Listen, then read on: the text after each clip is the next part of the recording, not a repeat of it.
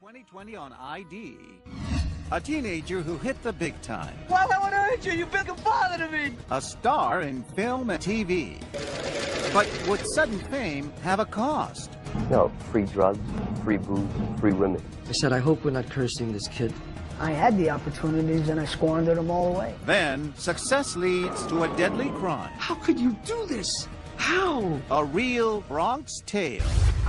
And a young woman and the two men who loved her. I was naive, very naive. I can look back and admit it. A love triangle that would turn into a deadly knot. I didn't want to believe it. My eyes were lying to me. Was it suicide? He always said that he was going to die young. Or murder? My God, 19-year-old kids don't pass away. Clues left behind and a chilling question. He said, if David just disappeared, would you come back to me? Lives cut short.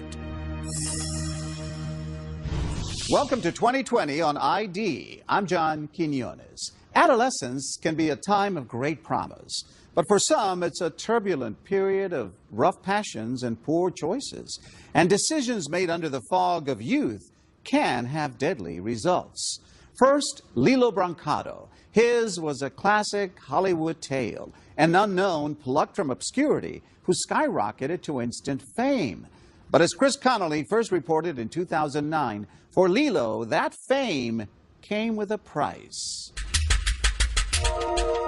Back in 1993, as his young face lit up the screen in A Bronx Tale, 16-year-old Lilo Brancato looked to all the world like a teenager on the brink of showbiz greatness, an overnight sensation with electrifying ability.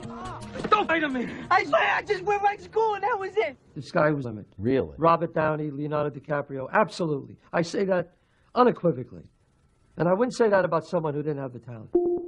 He was plucked from obscurity to work with actor-director Robert De Niro and A Bronx Tale's writer and star Chaz Palminteri. As we were shooting, I remember I said, I hope we're not cursing this kid. Back then, Lilo Brancato was given a once-in-a-generation opportunity in the movie business, handed the keys to the Hollywood kingdom. But 16 years later, in this place, no one is handing Lilo Brancato the keys to anything. An opportunity of any kind is nowhere to be found. All because of one night on this snowy driveway in the Bronx, where in a burst of gunfire, more than one man's dream would be shattered forever. It all started with a day at the beach. July 5th at Jones Beach. 1992. You still remember the year? You still remember the date? Absolutely. Lilo loved to do impressions for his brother Vinny, so when a Bronx Tale casting assistant came by, handing out audition flyers, Vinny spoke up. Well, I was like, Lee, do Joe Pesci film. Lee, do, De Niro film. Talking to me? And he did it, and the guy was like, wow. He goes, you got to come down to the Bronx tonight. What's going through your head when he says this to you? You know, Paul, confidence, I kind of thought I had a shot. Can I ask you something? Yeah. Lilo took a Bronx Tale production team by storm, and he got the part. It was unbelievable. He had natural ability. It was just amazing. I said, what happened to you is more rare than winning the lotto. Do you understand that? You have to take this and run with it. Do the right thing. Work hard. Go to acting school. Get even better. Do everything right. Listen to me. This is a great opportunity. You could be as big as you want to be. I used to say this to him all the time. Some guys never get that shot. You know that. I know that. I just got everything so easy. It just came so easily for me. So easily, he seemed to take it for granted, smoking before acting this scene. Is it better to be loved or feared? It's a good question. What was going on with you personally during that scene? That was the first time that I ever got high, and it was captured on film. And what's going on in your head at that moment? What do I look like right now? Does anybody know? Does anybody know I'm high? And if you watch that scene, my eyes are glassy. I'm a dead giveaway. You know, I look like I'm half asleep. Do you think they knew? Do you think Chaz knew? I don't know if he knew exactly that I was high, but he knew something was off. Did you know that at the time? To be quite honest with you, I had a suspicion that he was. He could be such a good kid, and then the next minute, be so irresponsible. It was so strange. Before the film opened, Robert De Niro came to Lilo's home to caution him. He mentioned, the drugs. You did mention drugs. Yeah. Well, he said a lot of people are going to want to be your friends, and they don't have your best interest at heart. So you got to be careful, and you got to choose your friends wisely. You probably couldn't hear a word he told you. I kind of shrugged it off. It was kind of like, yeah, I understand what you're saying, but not me. I'll be fine, Bob. Recommend alert 1. Fame and success did follow. Lilo got roles in Crimson Tide and Penny Marshall's Renaissance Man. Hey, Larry! Who's in that, Larry, huh? Your mother's in Got VIP treatment at every club in town. Let's face it, it feels great. I mean, it does feel great, but after a while, I guess it gets to your head. It definitely gets to your head. Yeah, not fame itself, but it was people that changed my brother. Free drugs, free booze, free women. In 1999, for The Sopranos' second season, Lilo played a good-looking hothead with a violent streak. Get back in your office. As Lilo's own cocaine use began to intensify. Were you high when you did The Sopranos? I may have been, yes. I may have been, yes. Sometimes I would run into him in a nightclub, and at the club he'd be like, running around, and I'd say, hey, take it easy. What are you doing? Settle down, relax. But he was one of those kids that just couldn't hold it together. I don't know. It's sad, man. It's sad. Even as his partying continued, Lilo never even moved out of his parents' house in Yonkers. Why didn't he leave?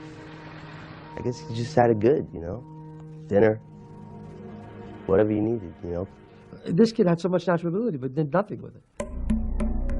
Never went to acting school, never took things seriously, never really read scripts, didn't do anything. Instead, Lilo did hard drugs full time. Instead of having 2 drinks, you'll have 4. And then from the 4 drinks, then you'll sniff, you snort a line of cocaine. And then from that line of cocaine to come down, you'll do some heroin.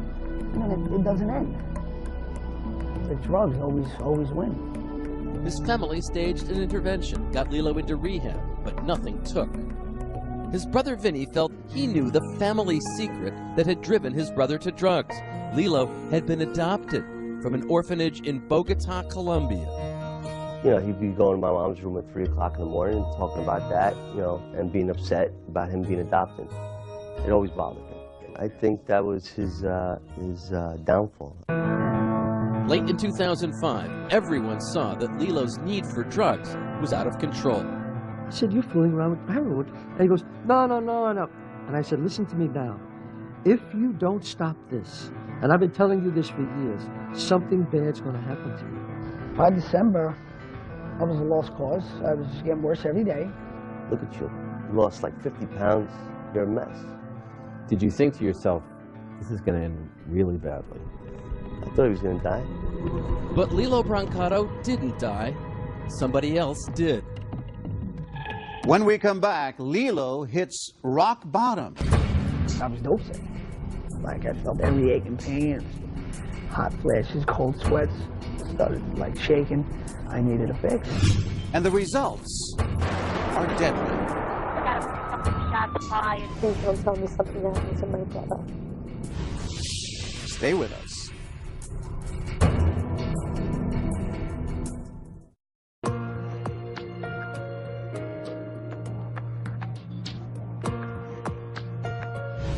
At just 16 years old, Lilo Brancato found fame. He also sank into a life of drug abuse that quickly spun out of control. 12 years later, the bright young star on the rise would achieve a different kind of fame, but this time, not on the red carpet. Here again, Chris Connolly.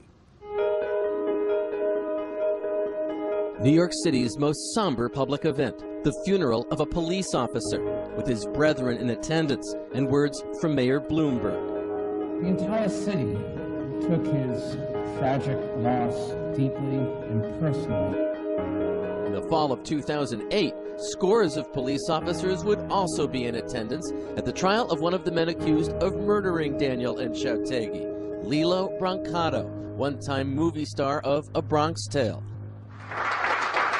Each day at trial, they would applaud for Yolanda Rosa, sister to Officer Enchategui. They called him a cop's cop. Mm-hmm.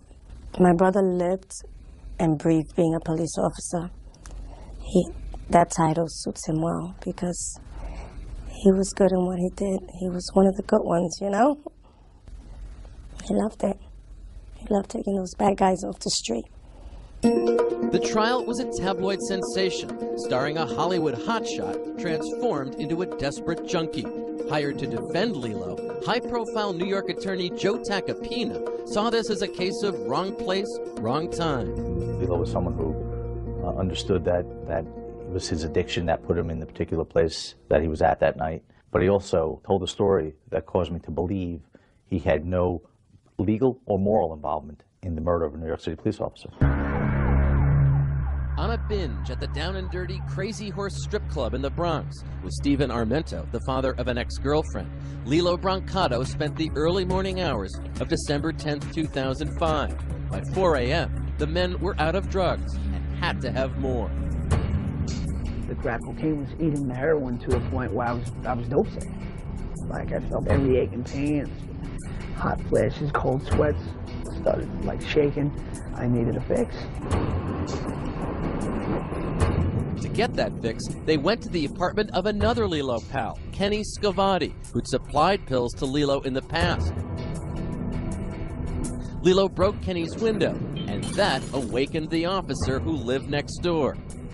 He may have been off duty, but he was still a cop, so he headed outside to check, calling 911 as he did so. I'm an off-duty MOS. I think somebody broke into my neighbor's home. There's glass and the windows on the floor. It would be the last phone call of his life. Seconds later, as the 28-year-old officer came upon Lilo Brancato and Stephen Armento, shots rang out.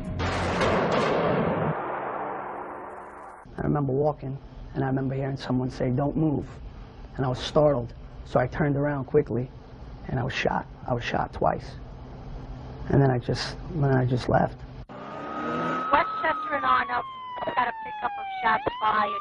Wounded in the chest, Lilo staggered down the driveway and into the street near his car, where he was met by police on the scene. Stephen Armento was still holding his gun when he collapsed, all while police tried to save the life of Officer Enchategui. 1 minute out for EMS, 1 minute out. When did you find out that this hunt for drugs had killed a man? Someone came to the hospital bed with the newspaper, and he said, "Hey, buddy, you proud of yourself?" He said, "You and your boy just killed a cop." I said, "What?" Police officer. Not long after Officer Enchategui was pronounced dead at Jacobi Hospital, cut down by bullets from Stephen Armento's gun, patrolmen were waiting at Yolanda Rose's front door.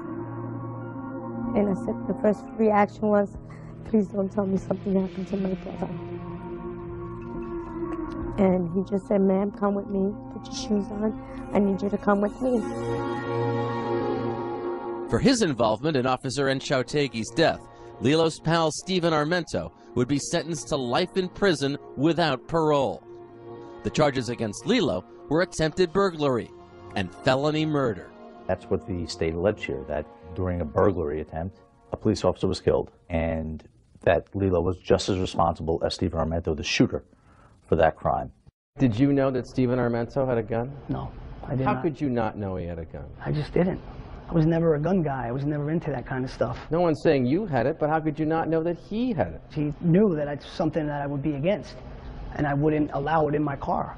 Absolutely You would not. have said, "Oh, I don't mind scoring all these drugs and stuff and going Yeah, places, but but if you've got a gun, you can't get in my car." Yeah, there's a big difference. You know, it's like already we have drugs in the car. People think you knew he had a gun. Of course people think that. He may be a junkie, but he's not a dummy. He knew what was going on that night. Whether he pulled the trigger or not, he committed that murder along with his buddy. Officer Courtney Mapp was just one of the witnesses whose testimony at trial filled the New York papers before the jury decided to write a surprise ending to this very different Bronx tale. Verdict and a murder trial. On the charge of attempted burglary, Lilo Brancato was found guilty. On the charge of felony murder, Lilo was acquitted. It was a slap in my face. It was a slap in my face. If I could speak to Danny, I would have told Danny, do not get out of bed. My brother could have stood sleeping. He didn't have to get up, but my brother heard it. He heard breaking glass, 5 in the morning. He got up. Before his sentencing, Lilo Brancato read a message of remorse. You said in that statement, I'm a good person. Right. How are you going to prove that to us? Police officer died.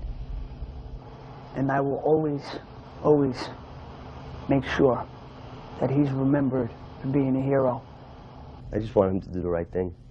To me, it's more important right now just he stays clean, you know? And if you don't, I'm done with him. He was sentenced to 10 years. You threw it away. Yeah, I did. I did. What does that feel like? You had the greatest opportunity imaginable for a great career, and here you are. I'm ashamed. I mean, I had the opportunities and I squandered them all away. I squandered it, you know. What's the last line of A Bronx Tale? The saddest thing in life is wasted talent. That's your story, isn't it? Yeah, absolutely.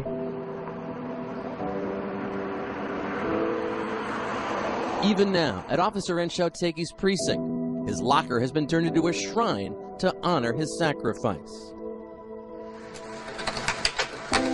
And from the man who created A Bronx Tale, there is deep sympathy for Officer Enchategui's family. For Lilo Brancato, there is only anger. He said those words in the movie. I wrote those words. The saddest thing in life is wasted talent, and the choices you make will shape your life forever. I mean, what else do you want to hear? What else do you want to know? How could you do this? How? Lilo Brancato was released from prison in 2013 after serving 8 years of his 10-year sentence. Coming up, one woman, 2 men who loved her, and an unexpected death. I was trying so hard to do everything I could to get him to just breathe. Was it suicide or murder? He always said that he was going to die young. I just couldn't believe that he was right. Stay with us.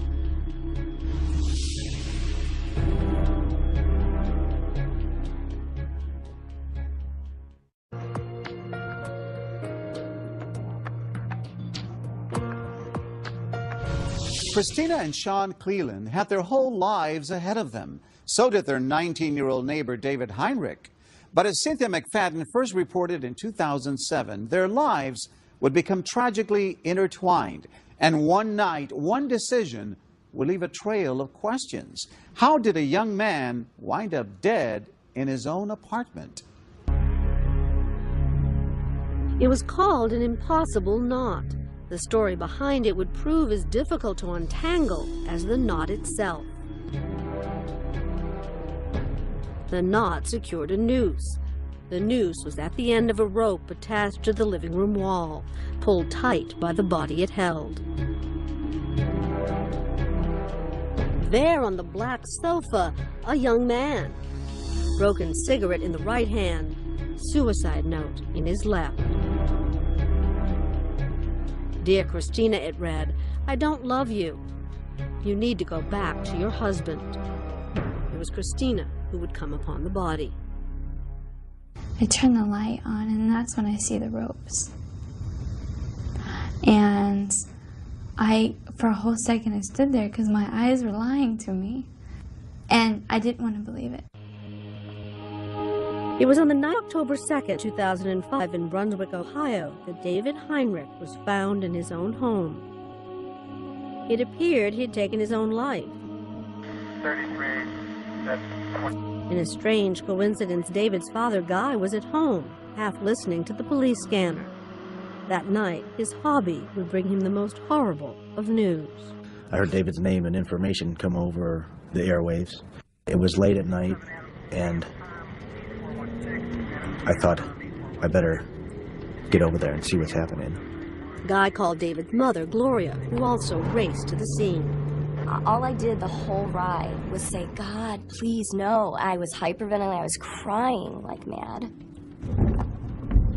When I got to the apartment, I went upstairs and a police officer opened the door. I explained to him that I heard my son's address on the police scanner. I wanted to make sure he's okay. And he had a sergeant come out and say that my son had passed away. And I thought about it, and I thought, well, 19-year-old kids don't pass away. He was a treasure to me, and just a beautiful person. There are so many things that I don't have answers to. Why would a healthy, seemingly happy 19-year-old suddenly take his life? Or did he? He had been stopped on a drug charge a few months earlier. Did David have enemies? Or had he been killed because of a romance gone bad? I grabbed the shears out of the kitchen and ran back around, and I first cut the rope off the wall, and then I didn't release, so then I cut the rope off the neck. And then I pulled him off the couch and set him on the floor and opened his airway. I was talking to him. I'm like, I'm right here. Don't worry. I was trying so hard to do everything I could to get him to just breathe. It had all become so terribly tangled. Like the scene of his death, there was far more to David Heinrich's life than met the eye. He'd say, Dad, I don't feel like I'm going to live to be an old man. He always said that he was going to die young. I just couldn't believe that he was right. There were times that I felt like it was all a dream, like David never existed. David had called me about 2 o'clock that afternoon and didn't get a hold of me, and he left a message. He said, Mom, I'm going to take a shower. I'll call you back. So I erased it. I can't even tell you how heartbreaking, because those were the last words. I'll never hear his voice again, and I erased it. His parents would later discover that the end of David's life was intimately tied to a romance that began thousands of miles away in Hawaii, a place he had never been. When we come back, the other man in Christina's life. I was head over heels in love. And signs of a marriage headed for trouble. When he gets upset when he drives, he'll start going like 100, 110 miles an hour, weaving through traffic, and you were scared for your life. Stay with us.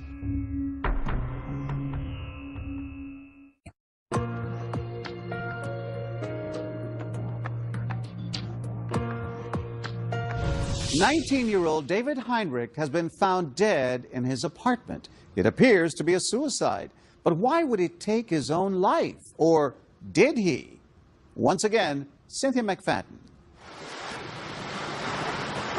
To unravel the mystery of David Heinrich's life, we have to go back to 2001 at an isolated Hawaiian beach. A young soldier drops to one knee and asks a girl he has known only a few weeks to marry him. His name is Sean Cleland, hers Christina Eichelberger. In marrying Sean, 18-year-old Christina sees a way out of her strict Mormon upbringing. But I think it was that longing to be loved that I had been searching for so long. And here this guy came up and swept me off my feet, literally. And I was head over heels and in love when we were first together. It was a whirlwind romance, it really was. Sean was a handsome high school wrestler. He was 19 when his parents divorced, an event that would unleash a powerful rage in him. But meeting Christina seemed to erase all of that. So tell me about her when you first met her. What did you see when you saw her? It's just this look in her eyes that just radiated kindness and love and everything that I had been lacking since my parents' divorce. After 2.5 months, Sean and Christina were secretly married in a small ceremony at Hickam Air Force Base in Hawaii. Well, this is the definition of whirlwind romance. I was naive. Very naive. I can look back and admit it. I was such a newlywed, and people tell you, well, when you're newlywed, it's war and love, you know? But the perils of their young marriage would soon pale in comparison to the tragedy that would be left in their wake. As Christina and Sean Cleland were starting their new life, David Heinricht was just setting off on his. he was thousands of miles away in Ohio, unaware that his life would soon collide with theirs, and unaware of how much pain life could bring. As a little boy, what was he like? He was fun. He was a big Ninja Turtle lover. That kid had so many Ninja Turtles you wouldn't believe. Outgoing, shy, what was he like? He was quiet. He was quiet. David had led a sheltered life, raised by two unmarried but devoted parents, homeschooled by his mother, his father's faithful sidekick. Would you say, being homeschooled, was he a little naive, do you think? Maybe. He was a non-threatening person. I think because he wasn't combative and he always was a good-natured person, he may have been guilty of not thinking people were so bad. I love you. At 18, the shy young man who loved music and video games proudly got his first job as a barista at Starbucks and rented an apartment just a few miles from his father, whose new young son David adored. I saw him every day. If it wasn't stopping in to see him at work, I'd stop in and see him at the apartment or spend time with him and, we'd spend the evening together. We just spent time doing things that buddies do and... Yeah, you really socialized together. Right.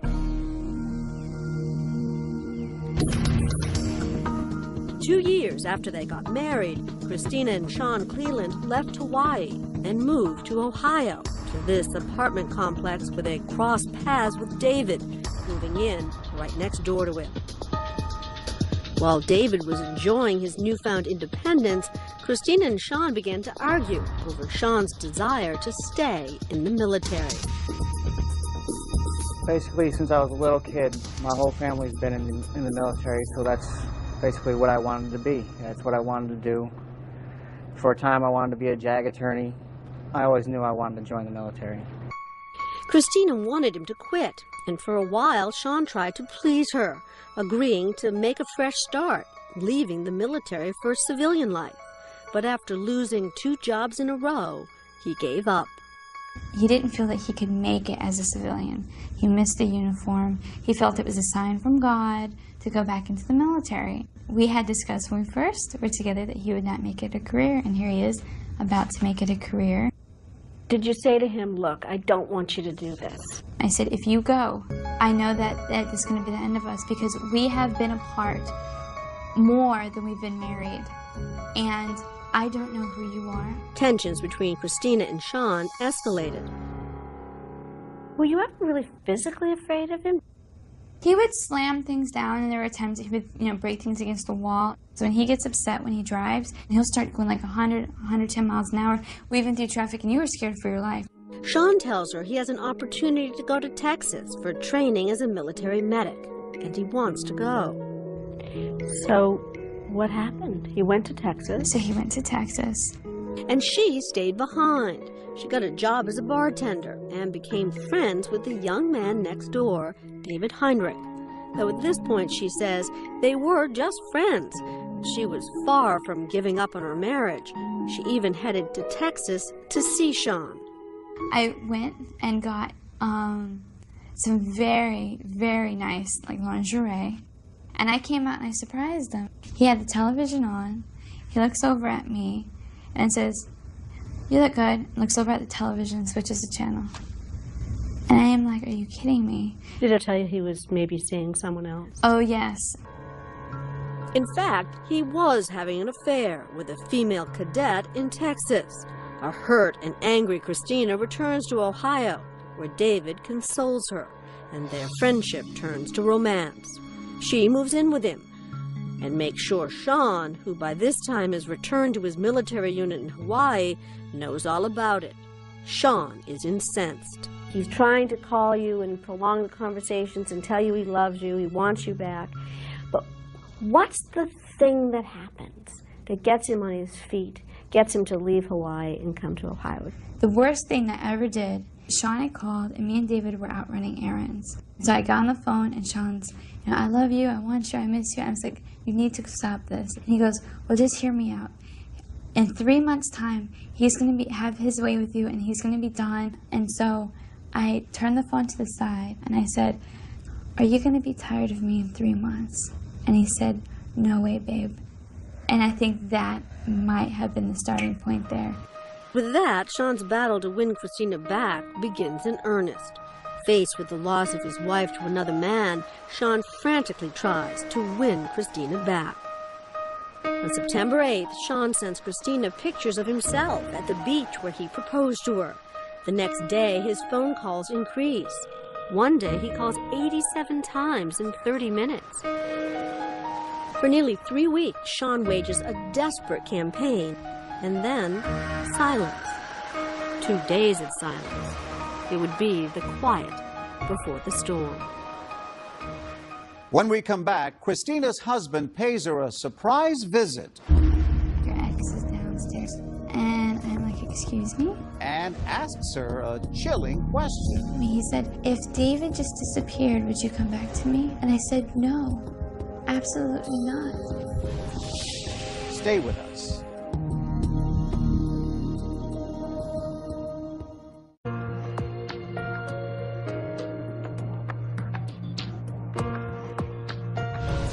Christina Cleland has separated from her husband, Sean, and moved in with a new man in her life, David Heinricht. The couple believes Sean is thousands of miles away in Hawaii, but he's about to reappear in their lives. Once again, Cynthia McFadden. On October 1st, 2005, Christina and David wake up late. They sense something strange. Christina says something threatening. There was something about the air that was very heavy. So let's talk about the day. Let's start at the beginning and take me through what happened. The day. I've told this story 100 times and I know it by heart, even if I hadn't retold it before. Just stop. I mean, this is the day that someone you cared deeply about died, and yet you start off by a little laugh. It's unbelievable. I can step in a very objective role. I'm watching it like on a screen. So it's more of like a fly's eye view or something, you know. That day, a series of events would unfold that no one could have prepared for. At noon, Sean Cleland arrives from Hawaii. He had gone AWOL. The devoted military man had left his military base without permission. He rents a car at Alamo Rental, where the clerk will later say he seemed menacing, angry, determined.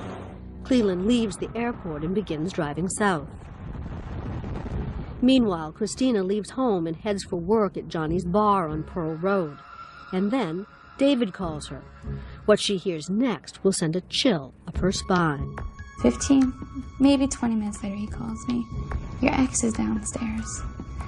And I'm like, excuse me? He's buzzing at the door. He was supposed to be in Hawaii. He was supposed to be in Hawaii, that's where he was living. I didn't know why he was there. Sean Cleland is frantically buzzing apartment number 121, over and over, relentlessly, shattering the quiet day. A terrified David calls the police. He said, don't worry, I already called the police. They're on their way. And I said, okay, don't go downstairs. So the police came and they shooed Sean off. No, but why do you immediately go to, he's going to be violent? All he's done so far is rung the buzzer. Because it's the worst case scenario that I can imagine. And in my mind, the worst case scenario was that Sean and David would get into a fight.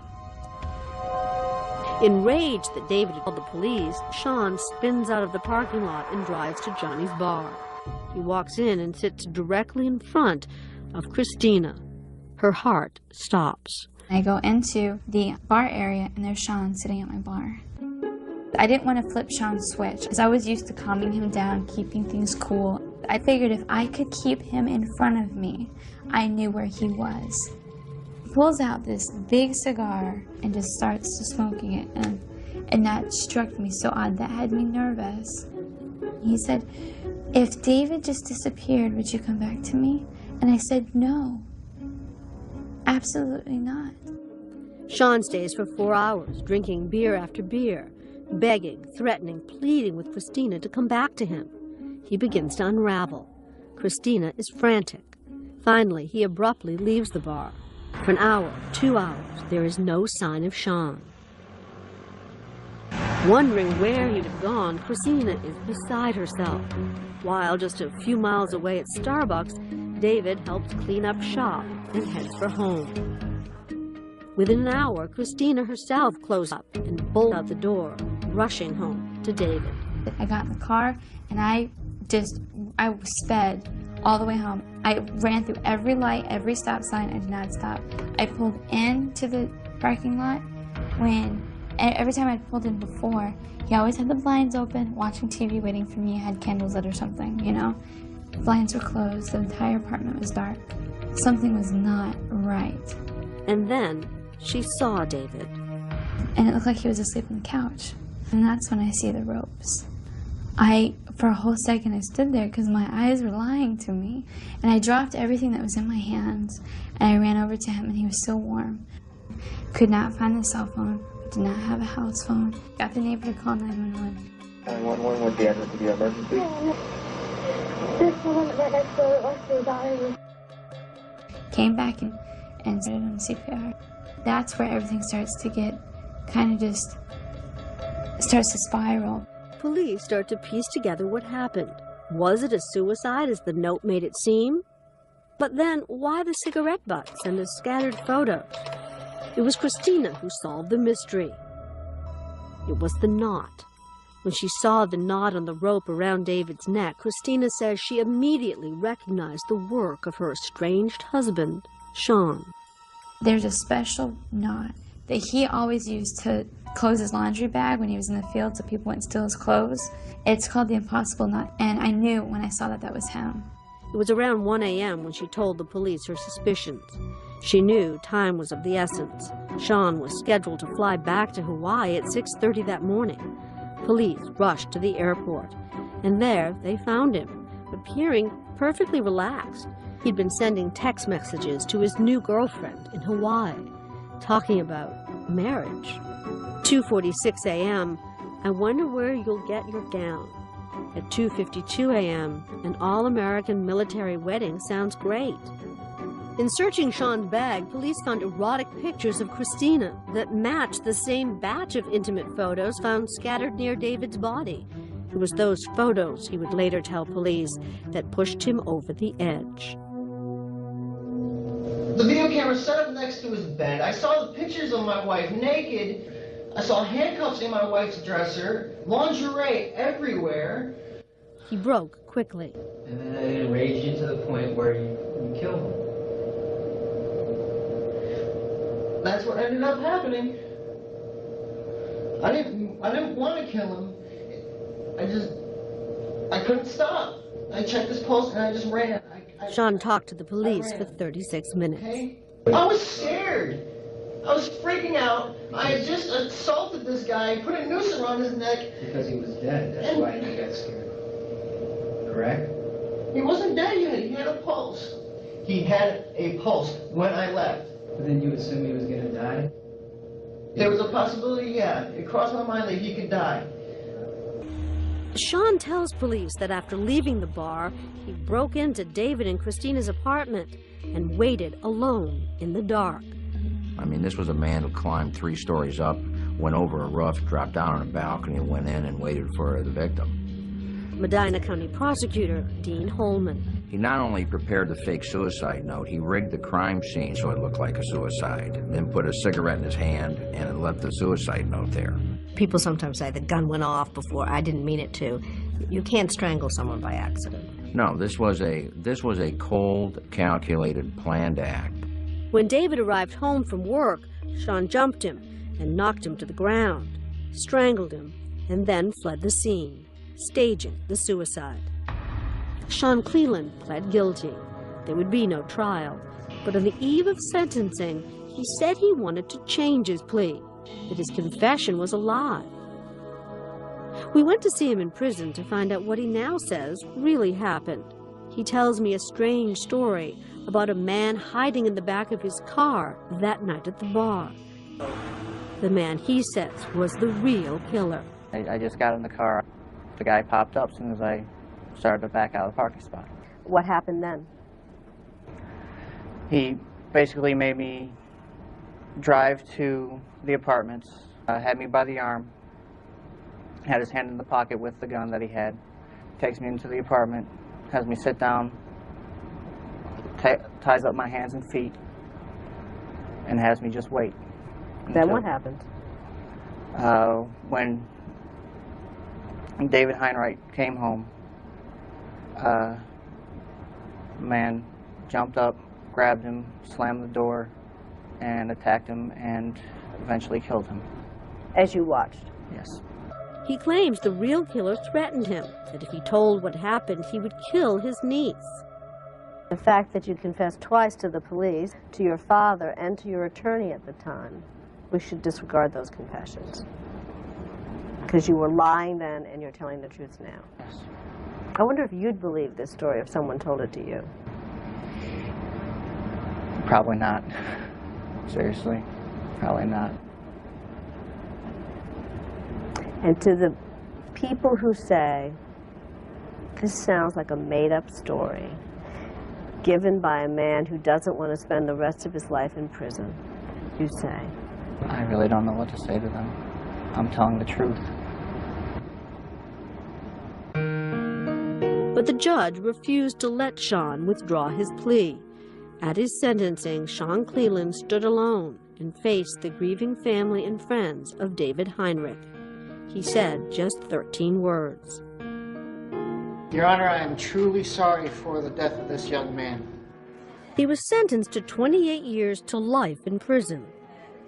It was little solace. My son was a treasure. My son, his life is worth something. What do you wish you could redo, undo, change? I just like to go back to that week and not come home. When you've been going through all of this, essentially, your husband murdered someone. Oh, yes. For you, is what he would say. Yeah. Christina, in your heart of hearts, do you feel guilty at all for what happened? I am not guilty for Sean committing the crime because that was his part.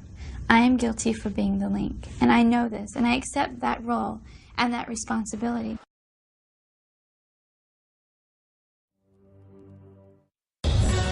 Coming up on 2020 on ID.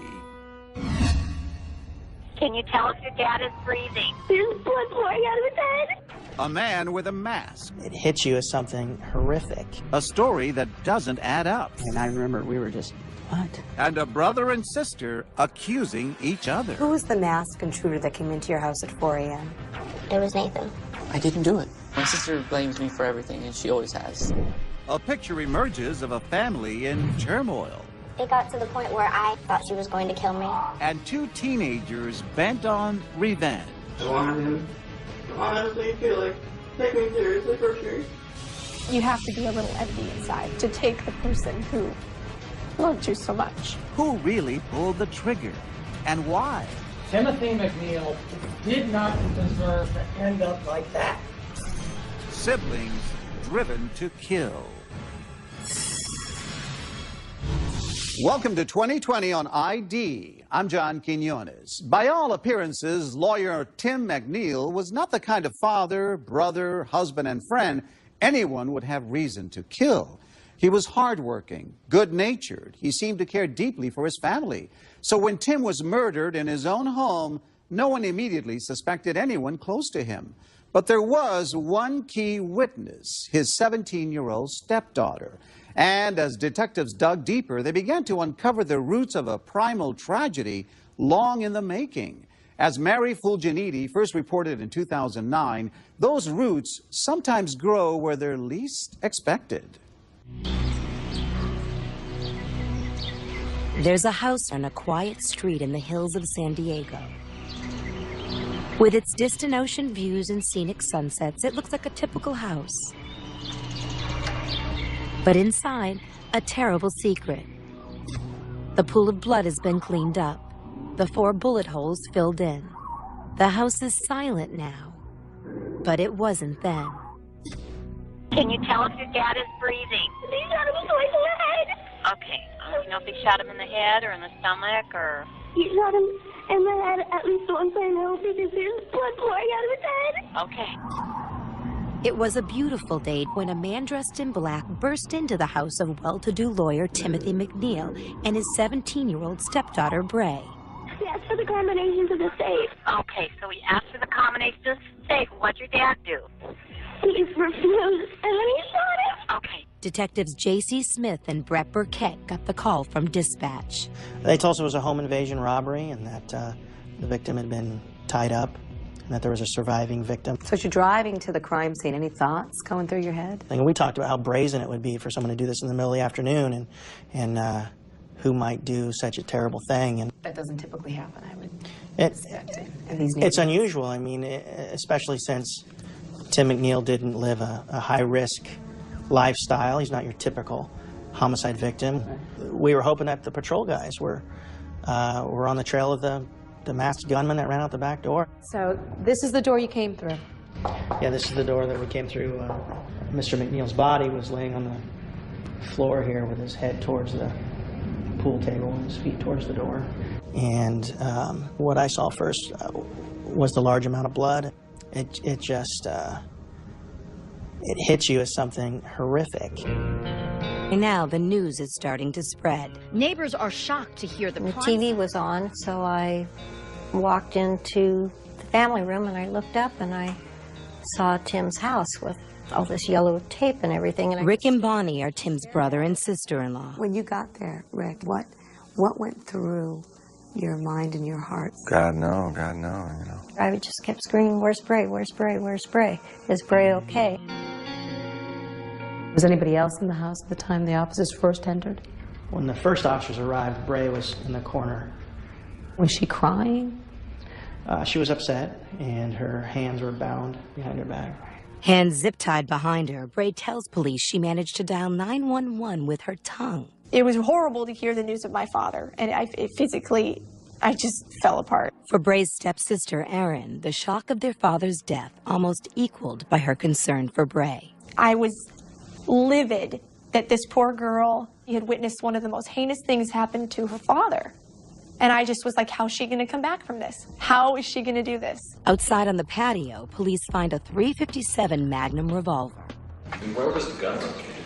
Running the top staircase right here. In tracing the killer's getaway route, police find a black shirt thrown high in this tree and 2 eyewitnesses who caught a glimpse of the murderer running up this path before getting into a truck and taking off. Back at the police station, a shocked Bray gives police more details. First thing I see is my dad standing sideways and the person all in black. A black ski mask and sunglasses obscured his face. Strangely, his voice was obscured in an odd way. He disguised his voice as a cartoon character. It was a high-pitched, kind of squeaky. It seemed at first like a robbery gone bad, but detectives wonder, why would a robber disguise his voice? That's when we were like, oh. Because you're, a home invasion robber, they want to sound like the boogeyman. They want to sound like Daffy Duck, Unless this was someone Tim knew. Is there a client that... disgruntled client. That was upset with him. But as they find out more about Timothy McNeil, they discover a man apparently without enemies. He was the coolest guy. I mean, he got along with everyone he met. He would start conversations with strangers. He liked all the best things in life. He loved good food. He loved, hanging out with friends. And he was the best storyteller. He was really just a child at heart. Since his second wife, Doreen, died, Tim lived quietly here with Doreen's daughter, Bray. Her son, Nathan, was away at college in Arizona. Did you have any idea at that point who would want Tim McNeil dead? No. None. Or a motive or a reason or anything. But then Bray, while being questioned by the police, suddenly blurts out a name. I heard my dad ask him, "Why are you doing this, Nathan?" And that's all I know. He didn't say that's not my name or that's not who I am, or he didn't deny it. Nathan? Could the killer be her own brother? Tell us about the slip Bray made. She said this name, Nathan. And she goes, but she said, it's not my brother. My brother's named Nathan, but it's not him. And I remember we were just, what? It seemed impossible. Nathan, a clean-cut honors student, his life an open book on YouTube. Hello there, YouTube people. My name is Nathan Gann. Interested in girls, a little goofy, but full of promise. And if Nathan killed their stepfather, why would Bray shield him? She adored her stepdad, Tim. Dad was daddy. And, I mean, he raised her. I mean, that was Dad. But police are beginning to think Bray is holding back important information. Maybe you call it our police sixth sense. Either she was holding up very well for what she had just seen, or there's a lot more to her story. But why would Bray or Nathan want Tim dead? When they were 4 and 6, Tim married their mother, schoolteacher Doreen Hansen, and made them part of his family. How did Tim treat Bray and Nathaniel? Oh, well, I mean, they were his kids. He treated them just like he treated me. But behind all this, a terrible secret, a family in turmoil. Their mother, Doreen, was suicidally depressed and had been abusing Nathan and Bray from an early age. Did you ever hear her demean Bray, or berate Bray, or put her down, or make her feel worthless? In my opinion, yes. Yes. Did you ever see her say, I love you? Oh, no. No. Did you ever see her put her arm around Bray to comfort her, to console her? No. For Nathan, it was much worse. What did Nathaniel go through growing up? She was physically violent with him, hitting him, hit him with sticks, ridicule him. He would be in the bathroom, bring his sister in and point out his penis and ridicule him about it in front of his sister. And then the names, I mean... and what were some of the names? She called him, on a regular basis. When you ask Nathan and Bray about it, even now you hear that odd detached tone abused children often resort to. She threw things at me. Like what kind of things? Like kitchen appliances and knives. She would throw knives at you? Mm-hmm. Like she was going to kill you? Yeah. Well, she had threatened to kill me several times. She had told me that she was going to kill me and bury me in Mexico. How old were you at the time? Like 8, 9. She would just say, what would you do if I, drove off the Coronado Bridge? What would you do if, I just burnt the house down? And this is when I'm, 10, 7. Why was she saying all these things, Jimmy? Was she sick? There was something that was not all the way right with my mother. In a childhood of chaos, one oasis of sanity. Was there anyone in the house you felt you could trust? Tim. Did Tim just stand there and watch it happen, or did he ever defend you or try to defend you? He'd step and drink, that's enough. It was Tim who arranged for 12-year-old Nathan to go live with his grandmother in Arizona to escape the abuse at home. His name was rarely mentioned after that. It was really weird because I was still a kid, and it was never spoken about to me. He was just gone. Away from his mother, Nathan blossomed and became an honors student. But Doreen's condition was getting worse, and she was taking it out on her daughter. How bad did it ultimately get? It got to the point where I had to move to Tucson because I thought she was going to kill me. 16-year-old Bray was living with her brother, now a college student in Arizona, when a tragedy took place. My mom called and threatened suicide. It wasn't the first time, and Nathan was fed up. And she said that she was going to die. She was like, I need to talk to Bray. And, I guess I was asleep. I said, well, when she wakes up, I'll have her call you. So you didn't take her seriously? No. And she goes, fine, and click, hangs up. I didn't know that she had already taken a whole handful of pills. Their stepfather, Tim, found her dead the next morning. I guess she just wanted to say goodbye. Were you crying? Were you upset? Or were you relieved that this woman who was a monster to you is now gone? I was bawling. I couldn't stop crying for days. Yet you still loved her? I have to. You don't have to love anybody. I believe that you have to love everyone. For two kids who had spent their lives trying to earn their mother's love, it was a devastating loss. And now, a year later, their stepfather dead as well, and both are under suspicion for his murder. The question everyone is asking is why? Why would a caring stepfather end up dead? 400 miles away in Arizona, police put that question to Nathan. He says he wasn't even there. I didn't do anything though. I need a lawyer. This is too powerful. This is just I'm trying to tell you guys I wasn't involved. Good luck to you. Police also question Bray, who raises their suspicions. Were you surprised the killer left her alive? To leave a witness to that, it seemed unusual. Unusual things start to add up. Less than 10 hours after the murder, Bray sees a police artist sketch of a man witnesses saw running away from the murder house. And they're on the internet looking at the sketch, and Bray said she never saw the face of the killer, but when the sketch came out, she said no, his jaw was more square-like. The police read Bray her rights, turn on a video camera, and then the statement no one saw coming. I'm usually not like this. I don't know if I need some treatment or what. You think she could be charged with anything? It did kind of start the whole thing, even if it was, I don't know, lapse of judgment or whatever. And I mentioned to one of my friends, Nikki, that like I wished I could, but that was about it. You wish you could what? That I wished I could like kill my dad or whatever. Coming up, both Bray and Nathan stand trial for Tim McNeil's murder. What the evidence shows is that a conspiracy to kill Timothy McNeil existed between Bray Hansen and her brother. And a sister turns on her brother. He said this is going to happen whether or not you want it. And if you're smart, you'll go along with it or you'll end up just like him. Who really killed Tim McNeil? Stay with us.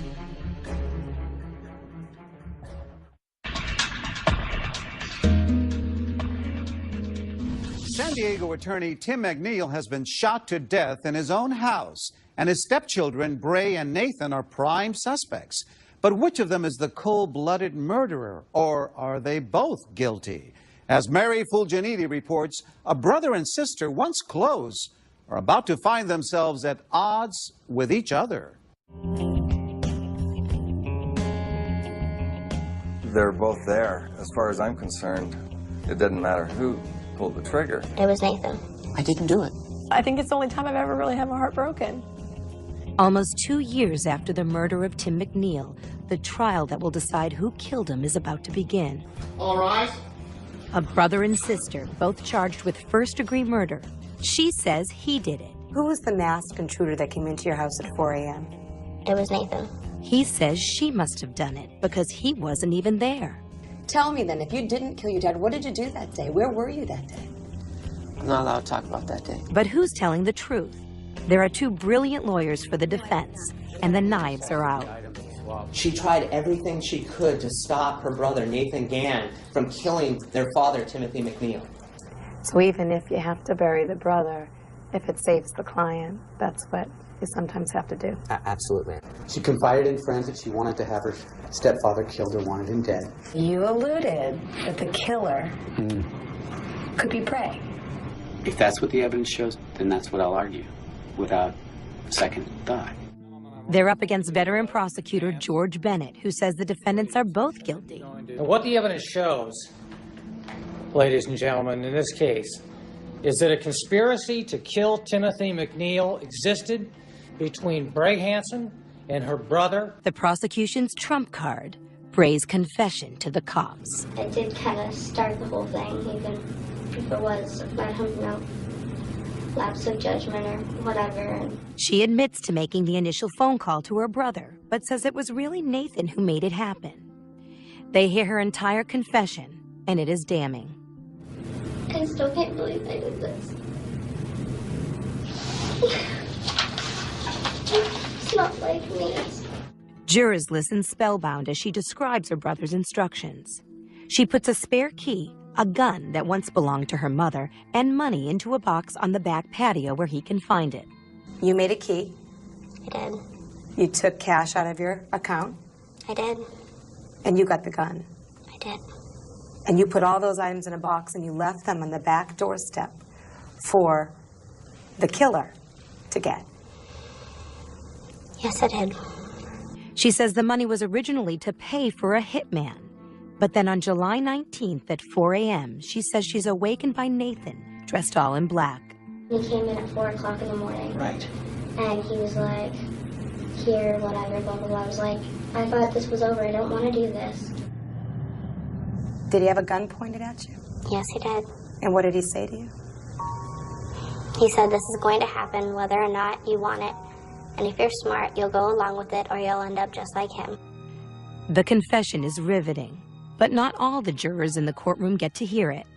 For if this is a case of two sibling suspects, it is also an example of a rare legal phenomenon, a single trial with two separate juries. Because some evidence is not admissible for both defendants, Bray and Nathan each get their own jury. You are the blue jury. You will start out here, over where these folks are sitting right now. That's where the red jury will sit. One trial, two juries, two alternate versions of the truth, and two lawyers who are working all the angles. Hypothetically speaking, two different juries, you could have two different verdicts. Yes, you could. You could end up walking out with one client being acquitted and the other client being found guilty of, a murder. If you two start pointing the finger, it could actually work to both of your benefits, because each of them could get off. You know, that's certainly their benefit. That's helpful to Bray and to Nathaniel. They both get to go home. That's a prospect too hard to bear for stepsister Erin. You have to be a little empty inside and not know truly what love brings to your life to take the person who loved you so much from your life. But why would either kill their stepfather? In her confession, Bray paints a picture of a younger sister being controlled by her older brother. That's when he said, we're going to do this and you're going to help or else. Why didn't you call the police then? He's my brother. A brother hell-bent on revenge for childhood slights. Motivations begin to emerge. Did you ever say why he was doing it?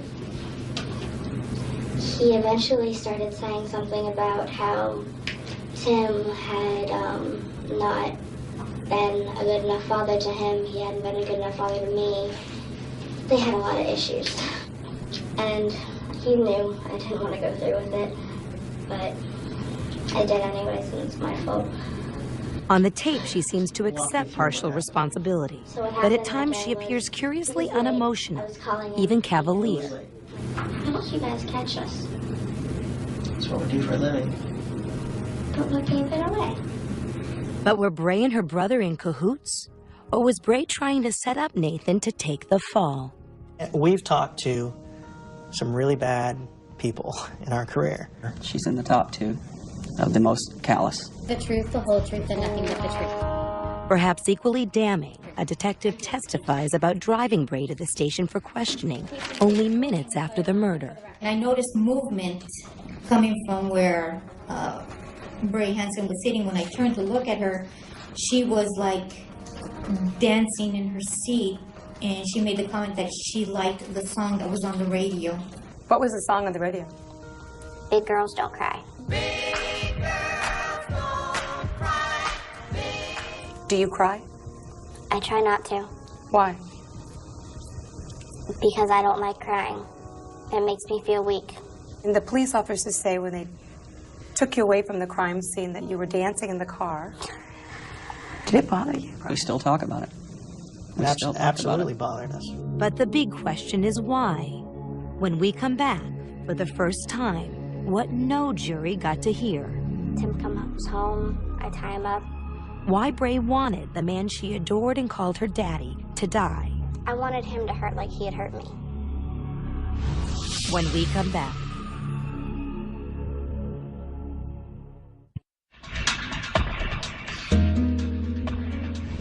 Bray Hansen and her brother Nathan Gann are on trial for the murder of their stepfather, Tim McNeil.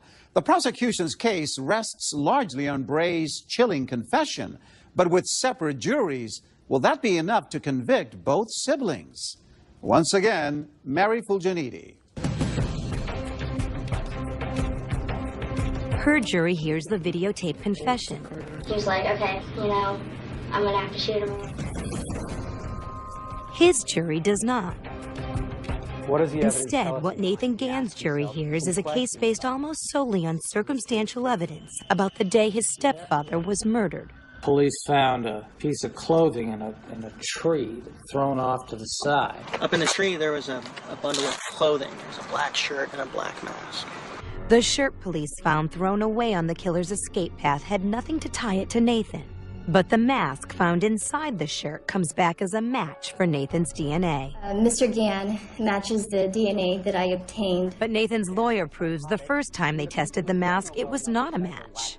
Could the sample have been contaminated? Round 1, a draw. Did you make an identification of this person you saw?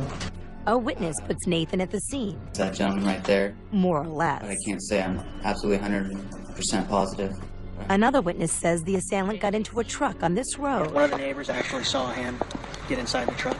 It matched the description of Nathan's truck almost perfectly. If he doesn't see the paint, then it's not Mr. Gann's truck. Do you solemnly state under penalty? Most damning, perhaps, a jailhouse informant says Nathan confessed and seemed to know details only the killer would know. He said when he was running up the stairs, he threw him over the side, and they got caught in the tree. But Nathan's lawyer paints the informant as a liar. Is this the kind of guy you trust when he tells you a story? Is this the kind of guy you believe? For the juries, perhaps the most intriguing question is why? Why would Bray or Nathan have killed their stepfather? Even the prosecutor doesn't seem to know. Nobody can really explain this case. You think of motive and you think of a reason, and there isn't one. But as the trial proceeds, possible motives emerge. For Bray, who had gotten used to having Tim all to herself, suddenly a rude awakening. Tim meets someone. He was already there, sitting at the bar, and so I sat down, and he turned around at one point and saw me and kind of did a double take, and I just said, hello. Her name was Kim, a woman as calm as Doreen had been troubled. It was a fateful meeting in a bar that would end up changing this family forever. Tim was instantly smitten. I swear he's like a teenager. It was so wonderful to see him so happy, because he'd gone through a lot. And I was just so happy that he'd found someone. He was basically going to cut me out of his life completely. I knew he had already chosen his girlfriend over me, and it hurt really bad, because this is the man that I thought loved me and was my dad. It wasn't just me. She didn't want anybody in the picture. I think it was about that she just didn't want anybody else in Tim's life that she would view as competition. Do you think she was genuinely threatened by you? Yes. Tim was starting to think about retirement and moving in with his new girlfriend. He asked Bray, now about to turn 18 and in college, to leave the nest. There was a confrontation. There was a big fight between Tim and Bray. Do you have any idea what that was about? He was just so incredibly frustrated with her behavior and her choices. Kim says a jealous Bray began rebelling and pushing against rules. But Tim was tolerant until a fender bender finally pushed him over the edge. He was contacted by an insurance company that she had done a hit-and-run accident. We had got into an argument, and he basically had said that I wasn't his daughter, that I was worthless, and he didn't know why he had ever let someone like me think that she could be his daughter, that I wasn't good enough. For any teenage girl, those were crushing words. But for a girl who had endured years of rejection from her mother, catastrophe. And so the phone call that Bray says began everything. You have these feelings that you want to kill Tim or you want Tim to be dead. You call Nathaniel. What do you say to him? I basically asked him to calm me down. You know, I told him, you know, these things are going through my head. Please, you know, make them go away, you know. And instead, what did he say? Instead, he said, well, you know, what if he weren't there anymore? And I was like, well, you know, that would be kind of cool. Why didn't you say, no, Nathan, I'm just having crazy thoughts? I was very hurt. I was very angry. I wanted him to hurt like he had hurt me. So you devised a scheme to kill him? I guess you could say that, yes. A plot begun by Bray, but she says it all came from Nathan. Whose idea was it to make a key and get cash? Nathan's. Whose idea was it to use a gun? Nathan's. Whose idea was it to stage it as a burglary? Nathan's. Take me through that day. What was the plan? Tim comes home? Tim comes home, I tie him up, and Nathan leans him down in the laundry room and shoots him. In the moments before when you're upstairs and you hear Tim coming in, what's going through your mind? what the hell's going on? What's going to happen? I can't believe this is actually going to happen. Freaking out completely. Why did you hold your dad's hands when you were downstairs? I don't know. Did you look into his eyes? No. At one point, your hands are free. At one point, yes. Yeah, couldn't you have done something to stop it? For about 15 seconds. I mean, what was I going to do? Well, push Nathan. Kick him. It didn't even go through my head. Bray said it all happened in seconds. Suddenly, Tim and Nathan struggling for the gun, followed by a shot. The first gunshot goes off. What do you see? At first, I think that, you know, my dad shot him and, you know, it was all going to be okay. And then I see blood coming out of my dad and him fall to the ground. I mean, how quickly thereafter did the other 3 shots happen? 5 seconds. Did you see them go into Tim? Bray, what was going through your mind as you're watching your father get executed? Oh my God. Were you screaming? Yeah. What were Tim's final words? You shot me. I can't believe you shot me. You killed me. But Nathan's lawyer says if those were Tim's last words, Bray listened to them all by herself. He says the prosecution can't even prove Nathan was in California that day, let alone in the murder house. Did you kill Tim McNeil? No. Did you threaten your sister? Did you tell her, if you don't go through with this, I'm going to kill you too? The worst threat that I ever gave my sister was that if you don't take care of your chores, you're going to your room. The prosecutor saved his harshest words for Bray. This is a monstrous crime. And finishes by reading from a letter Bray wrote in prison. It was supposed to be one clean shot, easy shot to the head. No pain, no suffering. I was supposed to be upstairs. She never tried to withdraw from any conspiracy. It just got messy. Timothy McNeil did not deserve to end up like that. And the only reason that he ended up like that is because of her and because of her brother. And those tears and that expression is too late. But the defense lawyers, speaking to their separate juries, do a brilliant job of finger pointing. Bray Hansen is right-handed. Nathaniel Gann is left-handed.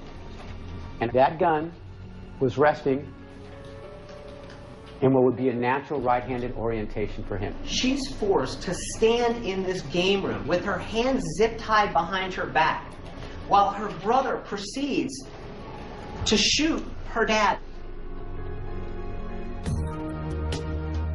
As the 2 juries are deliberating, a terrible fear preying on the police.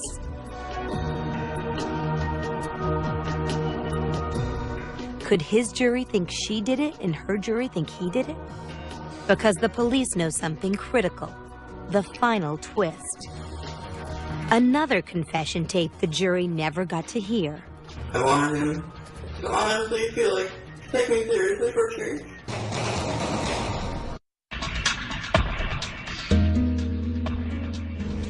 After the murder of Tim McNeil, the trial of his stepchildren, Bray and Nathan, is drawing to a close. Once again, Mary Fulginiti. 2 separate juries deliberating the fate of this sister and brother charged with the murder of their stepfather. Do not discuss your deliberations with anyone. Will they reach the same verdict, or will one be convicted while the other goes free? Now all the attorneys can do is wait. How long has the jury been out? They went out yesterday at about 1:40. Who knows what they're talking about in there? And I've given up speculating what jurors think about years ago, because it just drives you crazy. At this point, it's completely out of my hands. Bray admits to planning the killing, but says she backed out. Nathan's defense is simpler. He says he's innocent and wasn't even in California when the crime occurred. Nathaniel, why did you do it? I didn't do it. Did you hate him that much? I loved Tim. I had more to gain by Tim being alive than being dead. While Nathan says he and Tim loved each other, the facts paint a more complicated picture. No photos of them together.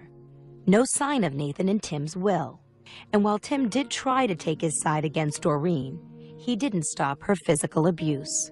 Your sister said that she put this plan in motion, but you're the one that came up with the details. Why would she blame you? Why would she implicate you if you had absolutely nothing to do with it? Well, my sister blames me for everything, and she always has. That's the older brother, younger sister complex. Nathan says it was Bray alone who killed Tim. Are you haunted by his pleas?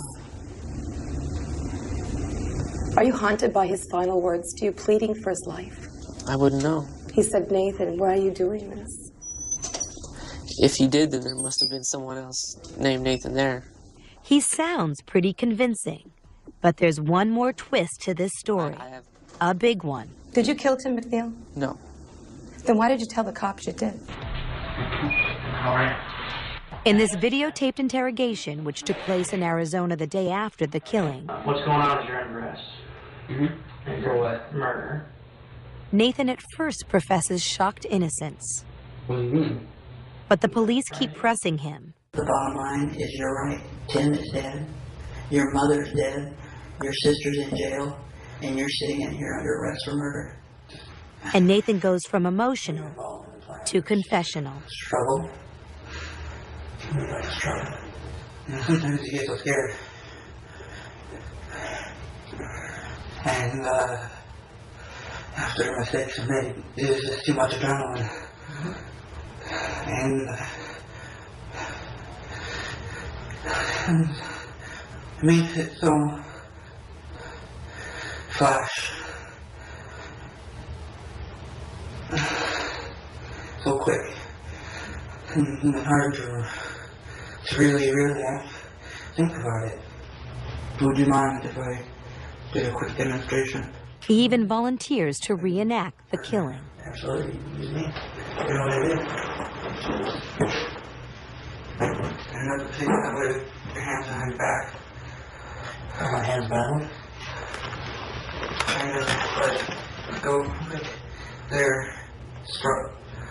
and struggle. You know, try to get away. You try to jerk away or lunge or something. Try to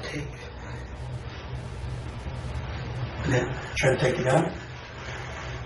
Well, Nathan, either you say yes or no if somebody asks you if you shot the fatal shot. You know, if why did you say yes? I don't recall. I don't think I said yes. Did you feel like you had to shoot him? Yeah. Well, after he was dying, put him out of his misery. I mean, what's the point? You stood over his head and shot him in the head, right? What's the point of that? So then sit there and bleed to death.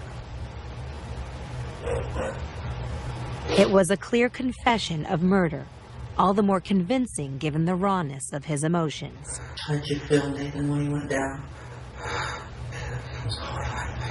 And details that finally seemed to bring clarity as to why he aimed a gun at the man who helped raise him. Did you look scared?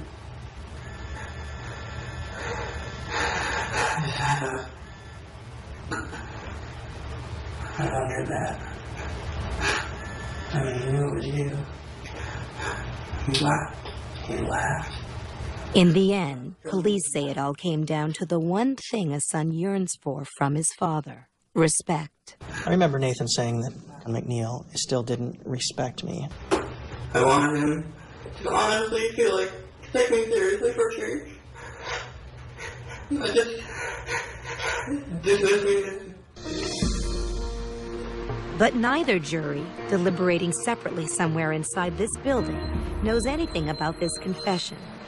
Because of a legal technicality, it was not introduced into evidence. Will the jury make the right decision? Will they decide it was the stepdaughter jealous of the new woman in her dad's life? Or the stepson, disrespected by his dad for the last time? Hello? For the police, waiting for Nathan's verdict is nerve-wracking. 2 days go by, no word. Day 3. Day 3. What are you guys thinking? Second guessing what the jury's doing and... All right. Finally, on the third day, which sibling would pay for this crime? It's my understanding you have made decisions in this case. When we come back. Madam Clerk, please read the verdicts.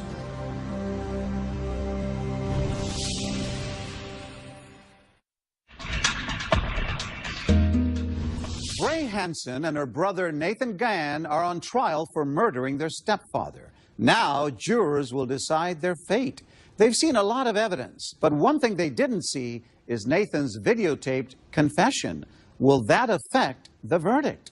Now, with the conclusion of our story, Mary Fulginiti.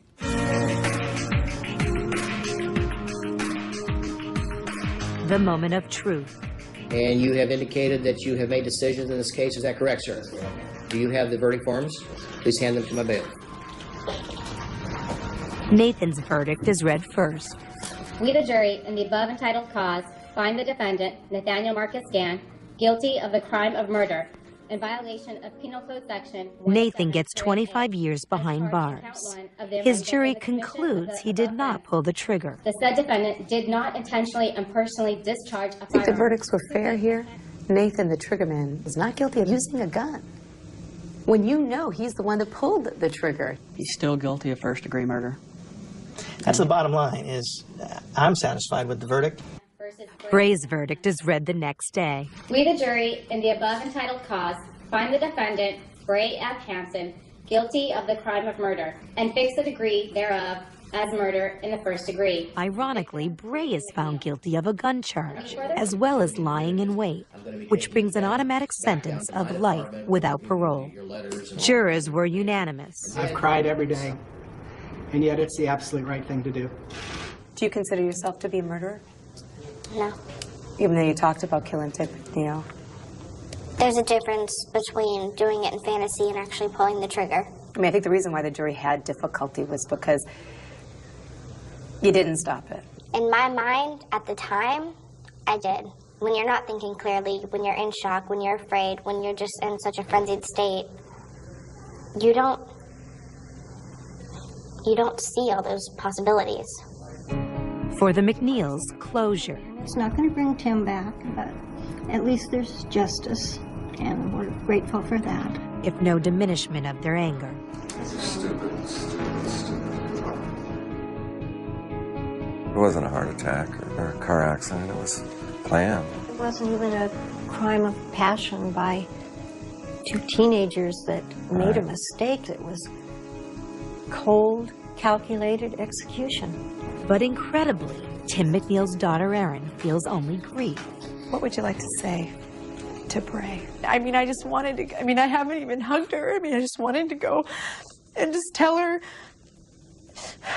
I don't know. I'll miss you. I'm mourning the loss of you as much as I'm mourning the loss of my dad. I don't know.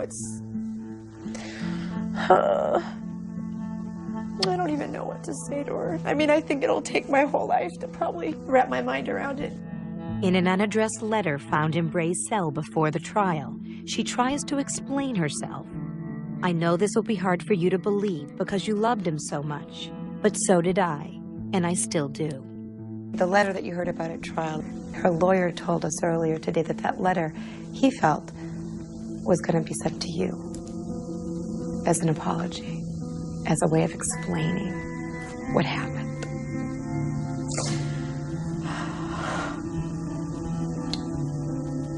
And that's why it's a tragedy. Erin told me something that I think you might want to know. She saw you in court for the first time.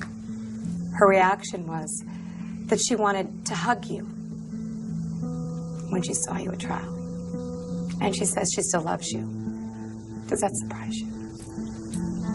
It does. And why? It's okay to cry. No, it's not.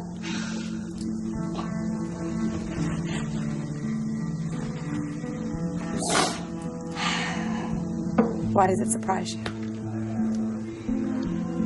Because as much as he was my dad, he was her dad. Anything you want to say to Erin? I'm sorry.